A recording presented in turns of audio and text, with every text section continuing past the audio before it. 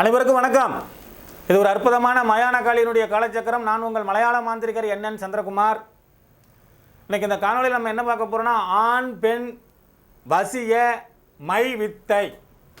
எப்படி தலைப்பை பாருங்க, ஆண் பெண் வசிய மை வித்தை. அப்படியே நீங்கள் பூந்து விளையாட வேண்டியதான். சந்தனக்கட்டை, நாயுருவி, மருதாணியோட வேறு, வெள்ளெருக்க வேறு, 4 பொருள். சந்தனக்கட்டை, நாயுருவி வேறு, மருதாணி வேறு, வெள்ளெருக்க வேறு. இந்த 4ஐயும் பசும்பாலில் இழைச்சி எடுத்துக்கங்க. எப்படி? பசும்பாலில் நல்லா இழைச்சி எடுத்துக்கங்க. அதுக்கு பிறகு மீதி இருக்கிறத பொடிப்பொடியாக தூள் பண்ணிக்கங்க. சந்தனக்கட்டையை தூள் பண்ணி, வெள்ளெருக்க வேறு தூள் பண்ணி, மருதாணி வேறு தூள் பண்ணி, நாயுருவி வேறு தூள் பண்ணி, கொஞ்சம் போல் காய வச்சு பச்சைக்கற்பூரம் இட்டு கருக்கி, பேய் கரும்புன்னு ஒன்று இருக்குது.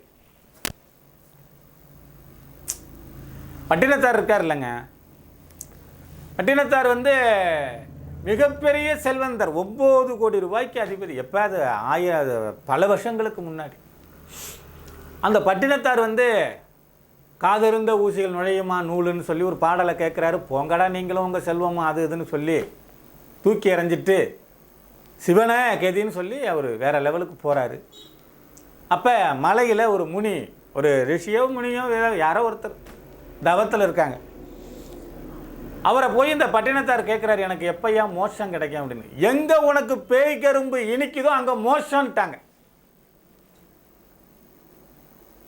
அதுக்கு தான் அந்த பேய் கரும்பை கொண்டு வர அந்த கதைக்கு.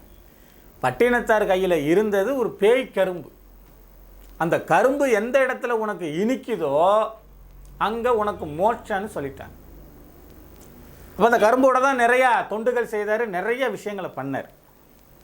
அப்போ அவருக்கு ஒரு இடத்துல அந்த கரும்பு இனிச்சிச்சு, அங்கே அவர் மோட்சம் அடைஞ்சார். அந்த மாதிரி அந்த பேய் கரும்புக்கு மிகப்பெரிய சக்தி உண்டு. அந்த பேய் கரும்பை காமதகன விழா, மன்மத கோவில்களுக்கு அதை ஊனி வச்சு சாமி கும்பிடுவாங்க. அப்பேற்பட்டது தான் பேய் கரும்பு. காமதகன விழான்னு போட்டிங்கன்னா வரும். அந்த பேய் கரும்பினுடைய சாறு எடுத்துக்கங்க. இப்போ புரியுதா உங்களுக்கு?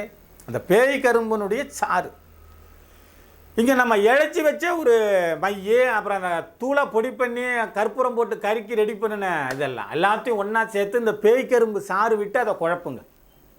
அதை குழப்பினா அப்படி மை மாறி வரும். இந்த ஆணோட துணி, இந்த பெண்ணோட துணி, இந்த ஆணோட போட்டால் அந்த பெண்ணோட போட்டால் 6 செப்பு தகட்டில் பேர், அம்மா பேர் எல்லாம் எழுதி இந்த மையை அதில் போட்டு தடவி, துணியில் தடவி விடுங்க, போட்டாவில் தடவுங்க, செப்பு தகட்டில் தடவுங்க. ஒரு இரும்பு சட்டியில் பச்சை கற்பூரத்தை வச்சு இந்த துணி, அந்த ஃபோட்டோ, இந்த தகடு எல்லாத்தையும் தீயிடுங்க. தீயிட்டு நல்லா எரிய விடுங்க. எரிஞ்சு சாம்பல் ஆனதுக்கு பிறகு அதை எல்லாத்தையும் ஒரு பையில் போட்டு ஒரு மூட்டையாக கட்டி கொண்ட மயானத்தில் புதைச்சி விடுங்க. எப்படி? மயானத்தில் புதைச்சி.